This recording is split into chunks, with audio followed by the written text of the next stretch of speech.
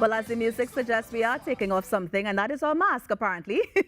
So, welcome back to the Now Show. So, while some sectors of the business remain apprehensive about the removal of the mask mandate, which was lifted yesterday, July 17th, the Tobago Business Chamber welcomes the voluntary wearing of masks. To talk more about their stance is the president of the Tobago Business Chamber, Mr. Martin George. Mr. George, good morning. Thank you so much for joining us on Now.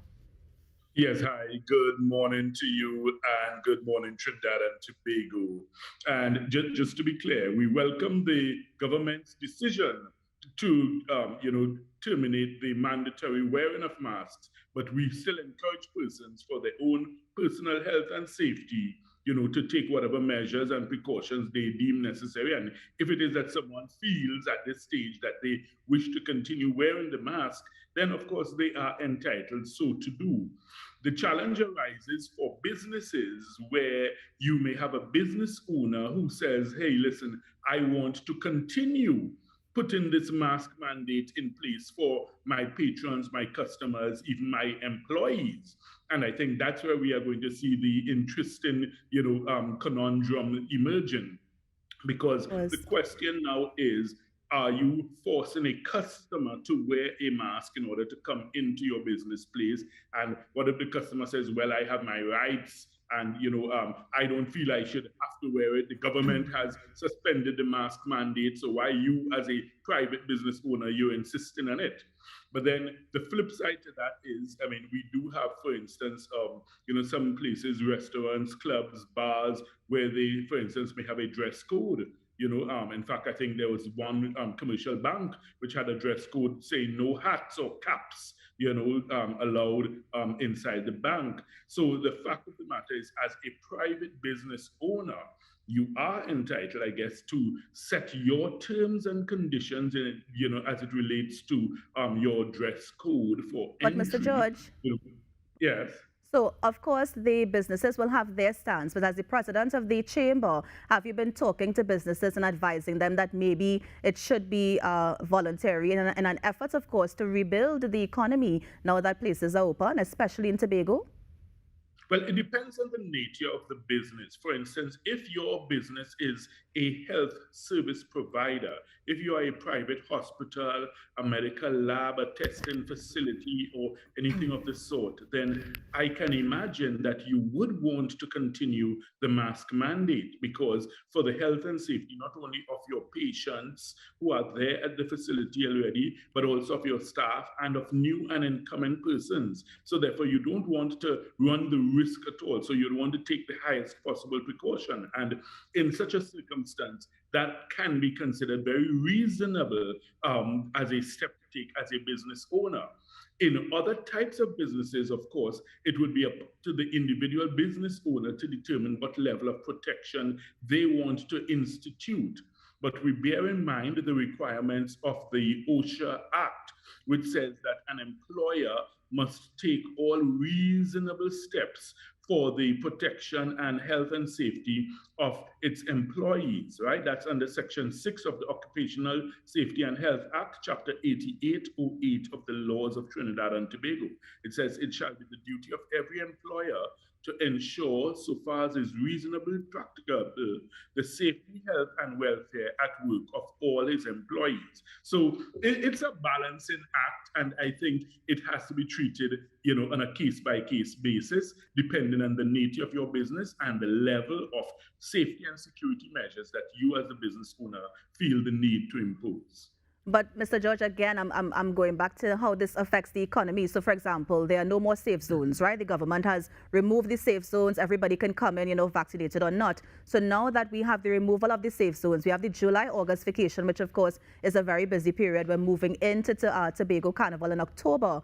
Do you think that businesses still advising or mandating that, some people still wear masks, do you think it's going to have a negative effect on Tobago as, the island is looking to rebuild the economy? I don't want to say post-COVID, but you know what I mean? Now that we're having decreased numbers and decreased hospitalizations and that sort of thing. Well, the thing is, I mean, when you think of it, it's really, as I said, it's up to each individual business to make that determination. I mean, your business isn't only determined by your profit and loss figures. Your business has to also be determined by other factors. And if you choose as a business owner so to do to keep the mask mandate, then I guess you would have your reasons why. As I say, it might be because of the nature of your business. If you are in health service delivery, then I would think that definitely it would make sense to keep a mask mandate. But other businesses, I guess, would welcome the fact that the government has freed up the restriction. So therefore, they would then, be able to allow patrons in with no masks, and I guess even their staff and their employees, they may not insist on it there.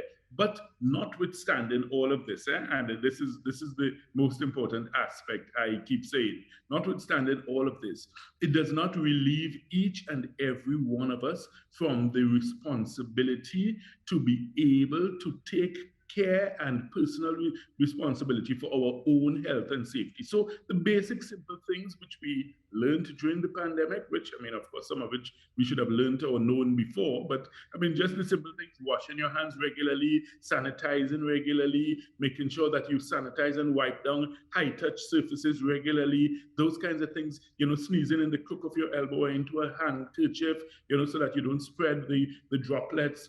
These are basic health and hygiene measures which we should all continue to practice regularly. So, it's a matter of us taking that personal responsibility as we go forward, because COVID is not going away, anytime soon. Right.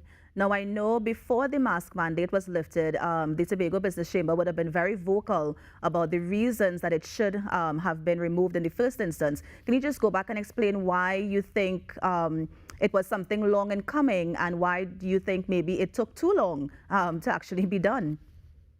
Well, if one looks at worldwide trends, one would recognize that many other countries had long since removed the mandate, and they had decided that, look, we have to learn one way or the other too. I mean, it may sound a little bit harsh, but you have to learn to live with COVID, and you have to learn to die with COVID. So, in other words, it comes down to a question of the personal responsibility for your health and safety.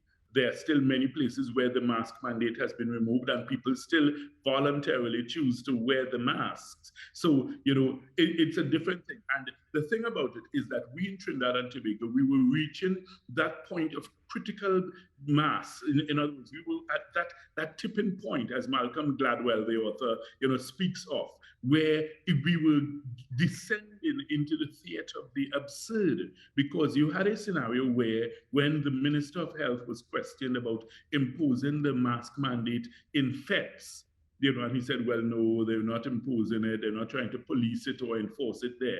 And you ask yourself, really? So you have thousands of people jumping up, hugging up, whining, grinding, jamming, shouting, laughing, talking in each other's faces in a FET. And you're saying you're not enforcing the mask mandate there, but yet still you may have one man walking alone in the middle of the Arangwe savannah, and he's supposed to wear a mask. I mean, how absurd could it be? So I think we were really reaching the point where it was unsustainable to keep maintaining that as the law, while you had these, absurd scenarios being played out practically. Of course. And as we begin to experience further lifting of the restrictions, what is the outlook for the business sector in Tobago? Well, the thing is, I think the outlook is quite good. It's quite positive. I think there's a lot of anticipation in terms of the proposed Tobago Carnival. I just wish that the organizers and those responsible would have been able to put out a schedule, in a more timely manner, so that persons could know exactly what is on. So therefore, even for event promoters and stuff like that, they would need to know how to plan their events, so that you don't have clashes taking place. So that has been a cry that I've heard. I think that Caribbean Airlines and the ferry have to step up to the plate to ensure that they put on additional flights, additional sailings, additional capacity, so that you don't have persons, that this does not turn out to be a nightmare experience for persons who want to go to Tobago for that weekend and then be able to get back to Trinidad or get back to their homes abroad. So therefore we want to ensure that there's that smooth, seamless transfer of persons between the islands. It's a 15-minute flight. It can't be difficult to manage that, if you understand me. So therefore, we are hoping that all these sectors are able to pull together, work together, coordinate their activities to ensure that this really is a successful first start, because the point is you want it to eventually become a feature on the calendar. So therefore, you would want it to be something that, after Miami Carnival in October, people know, well, the next carnival on the calendar of carnivals is Tobago Carnival. So you want to get it right first time.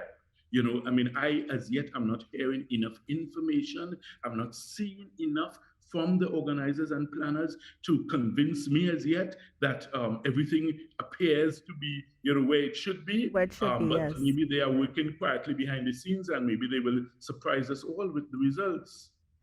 Well, we wait to see, of course, Mr. George. But as of now, let me thank you so much for, coming on the Now Morning Show and just sharing, the perspective of the Tobago Business Chamber. Thank you so much. It's always a pleasure, and a great morning to you and your fantastic team at TTT and the Now Morning Show. Of course, you too. And that was President of the Tobago Business Chamber, Mr. Martin George, just giving the Chamber's view on the lifting of the mask mandate, which of course was lifted on this Sunday, July 17th. You're on the Now Morning Show. Take a break. We'll be right back.